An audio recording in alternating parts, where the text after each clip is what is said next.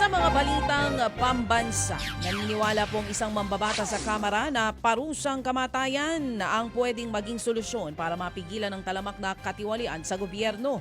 Ayon po kay Zamboanga City Congressman Kimmer Olaso, dapat isabatas na ulit ang death penalty para matakot ang mga tiwaling opisyal sa gobyerno. Si Olasong may akda ng panukalang nagsusulong ng parusang firing squad sa mga mapapatunayang tiwaling opisyal ng pamahalaan. Ang git kasi ng mambabatas, kailangang lagyan na ng pangil ang batas. Lalo't hindi rin daw ganun kaepektibo ang mga batas na nagpaparusa laban sa korupsyon sa ngayon.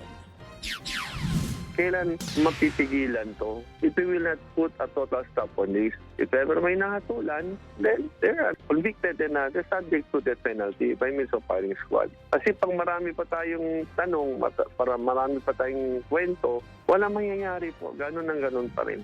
Pero sa inyong panukala, actual, ang mga ang mga panuntunan ay kinakailangan pa ng final decision ng kataas-taasang hukuman.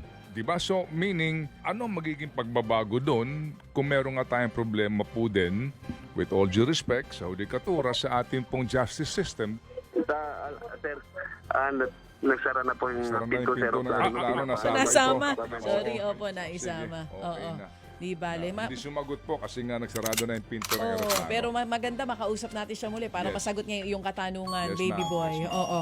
Samantala mga kapatid, yan nga po ang Napahaba kinig. lang po, napasama yung tanong. Oo, na si Zamboanga City 1st District Congressman Kimmer Olaso.